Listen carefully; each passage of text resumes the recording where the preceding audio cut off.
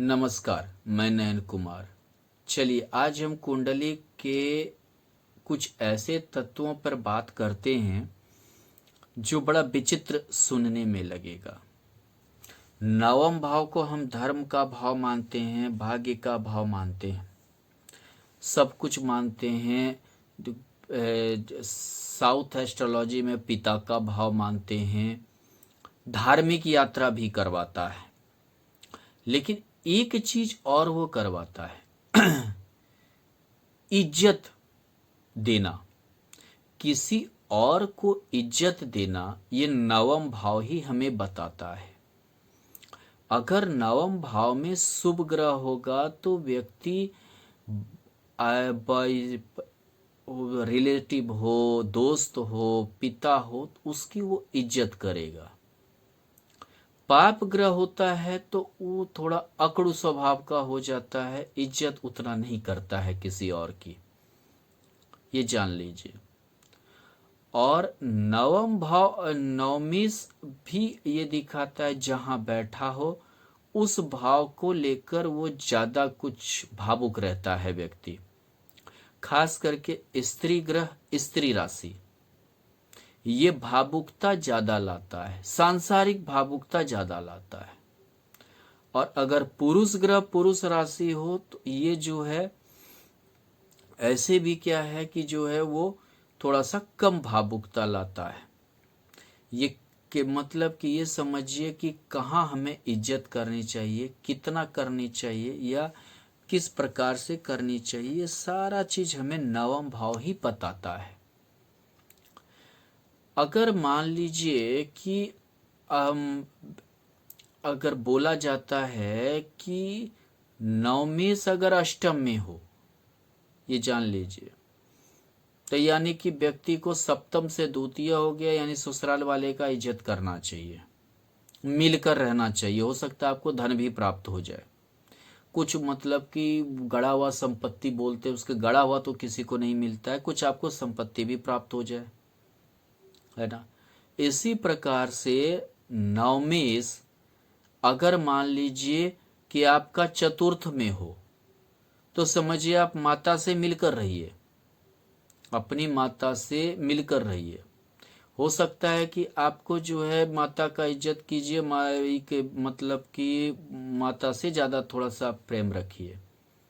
हो सकता है कि आपको माता से कुछ और भी संपत्ति वगैरह की प्राप्ति हो, धन की प्राप्ति हो, ये जान लीजिए। उसी प्रकार से अगर लग्नेश आपका तृतीय भाव में हो तो अपने आप एकादश में हो तो बड़े भाई बहन से, अगर तृतीय भाव में हो तो छोटे भाई बहन का भी इज्जत कीजिए।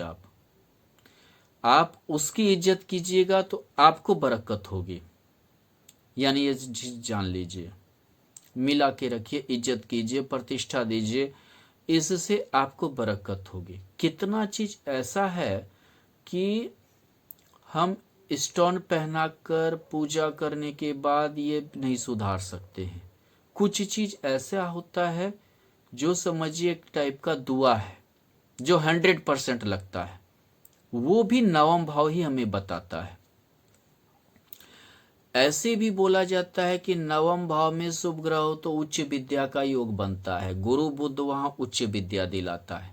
कहने का बात है कि आपको प्रतिष्ठित आदमी बनाएगा। उच्च विद्या का अर्थ है कि आदमी सोचता नहीं पढ़ा लिखा आदमी है, बहुत पढ़ा लिखा है, पीएचडी है, मास्टर डिग्री है, तो ये भी एक प्रतिष्ठा का सवाल है, ये सब नहीं कर पाता है। तो इसलिए जो है ये हमें इज्जत, मान, प्रतिष्ठा, सम्मान भी दिलवाता है। और इसके अलावा हमें भी इज्जत, मान, प्रतिष्ठा, सम्मान करनी चाहिए। एकादश भाव में बड़े भाई बहन का करना चाहिए तो बाहर के लोगों का भी कीजिए, माने जो आपका सामाजिक आदमी है उसकी भी आप इज्जत कीजिए। देखिए आपको बरकत होगी, वो भी आपके सहयोग करेंगे। अगर द्वादश में है तो आप बाहरी व्यक्ति का भी सम्मान किया कीजिए, उसकी भी बात सुना कीजिए। आपको देखिएगा कि उससे बेनिफिट होना शुरू हो जाएगा, यानी कि आपका भाग्य भाव बलिष्ठ होना चालू हो जाएगा। और कभी ना कभी वो काम भी आपको देगा, यानी काम आपके समय पे जो है आपके काम आएगा, ये जान लीजिए। अगर भाग्य भाव द्वितीय भाव में है तो रिलेटिव हुआ, रिश्तेदार हुआ, चाचा हुआ, चाची हुआ, मौसा मौसी फलना, एक अच्छी तरह से आप बात कीजिए। कभी ना कभी भविष्य में आपको जरूर जो है बेनिफिट होने वाला है, ये आप जान लीजिए आप।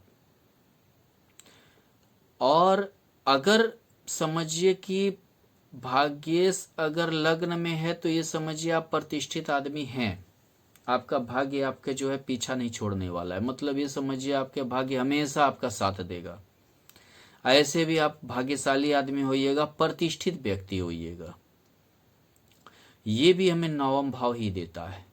प्रतिष्ठा कितना होगा, कितने प्रतिष्ठित होंगे, ये आपको कितना आपने प्रतिष्ठा कमाया है, ये आपको कर्म भाव यानी दसम भाव बताएगा कि आपने कितना प्रतिष्ठा कमाया है, वो अलग चीज है। लेकिन इसी चीज का जैसे कि अगर शुक्र भाग्य भाव में बैठा है या नहीं तो सप्तम में, तो आप अपने स्त्री का जरूर जो है ख्याल रखिए, उससे आपको लाभ होगा, ये जान लीजिए।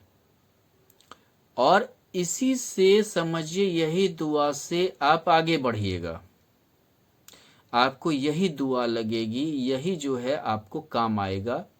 मतलब आप क्या कमाए, समझिए ये कमाई आपको आगे लेकर जाएगा, निस्वार्थ कमाई है ये। धन्यवाद।